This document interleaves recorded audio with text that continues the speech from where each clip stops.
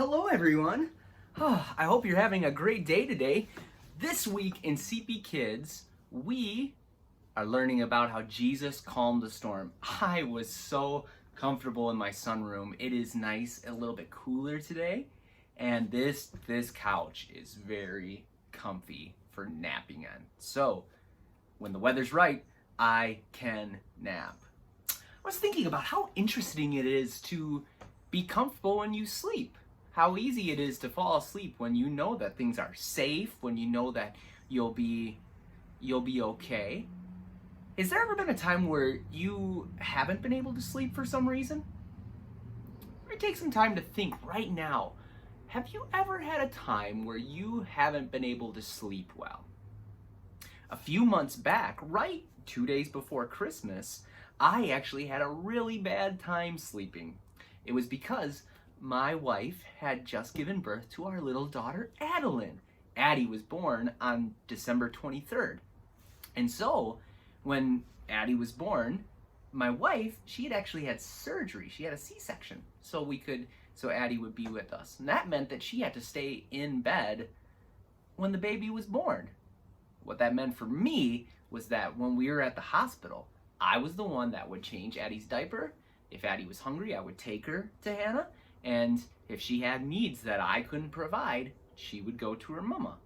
And so all through the night, I would have to go and get Addie over and over. And when it was time for me to sleep, I would try. I'd be so tired. But no sleep would come because I was worried about how she was doing.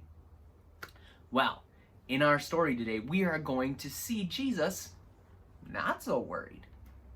Well, let's get started.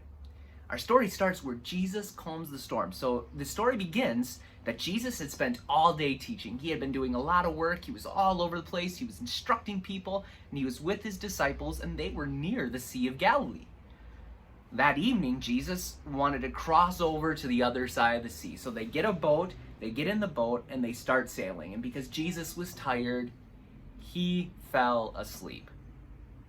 Now, some of the crowd followed and other boats, and while they were traveling, people from the crowds were trying to travel with them, but Jesus just fell asleep. He just got a rest. But then something happened. A storm came, and winds started blowing, and waves started rolling, whoa! And all kinds of crazy things started happening that were shaking the boat and making the disciples feel unsafe. Water was coming in, and the disciples became afraid. They were afraid. Now, you'd say, yeah, I'd be afraid in a boat too. But this is the interesting part. Many of them were fishermen. They had been in storms before. They had seen terrible things happen. They probably knew people who had drowned because of big storms. So for them to be afraid, that meant this had to be a big storm. Not just a little storm, a big storm. Well, anyways, so they were afraid of this strong, strong storm, and they thought they would all drown. So they looked to Jesus for help. And Jesus, he was still sleeping. So they went, and they woke him up, and they were like, hey, do you even care that we're going to sink? So they woke up Jesus and said, Lord, save us. We are going to die. Jesus just opens his eyes. He sees that his friends were afraid. Gets up. He commands the wind and the waves, silence, be still. And at the sound of Jesus' voice, the wind stopped blowing and the waves stopped crashing. Everything became calm and still. Jesus looked at his disciples and asked, why are you afraid? Do you still have no faith? What he was saying was, do you not trust? The disciples were amazed. He stopped the storm. Who is this man? They asked each other. Even the wind and waves obey him. By stopping the storm, Jesus showed that he had the power of God, that everything he had said about who he was true, that he was the Son of God, and he could do things that God could do. Well, I hope that your parents got the email that showed you these here questions so that you could talk about some questions with this week. But before we get to those questions, I want to tell you something else about this story. The way that story is written, it appears like that in the book of Matthew and the book of Mark. But the book of Luke has a little bit different turn of phrase.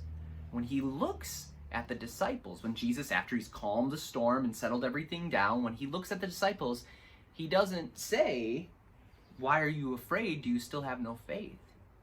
He says, "Where is your faith?" Where is your faith? What a weird question to ask. Well, it's an important question. It's a question that asks, what are you trusting in right now? Do you want to know a secret? Do you want to know why Jesus was able to sleep while he was in the boat? Because he knew that the Father knew exactly what he was doing. That he could go to sleep in that boat. And that nothing bad would happen to him while he was asleep.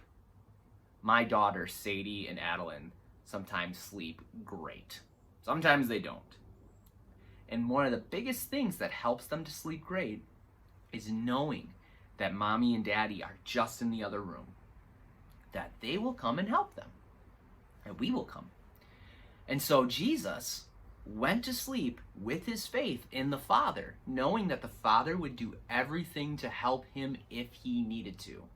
And more so, that God had this plan to redeem people through Jesus. And that everything would turn out and he didn't have anything to be worried about. I want you to ask yourself right now, what are some storms that we're experiencing right now? I bet you got some pretty good answers. We're going through a real stormy time right now. So the question is, where is your faith?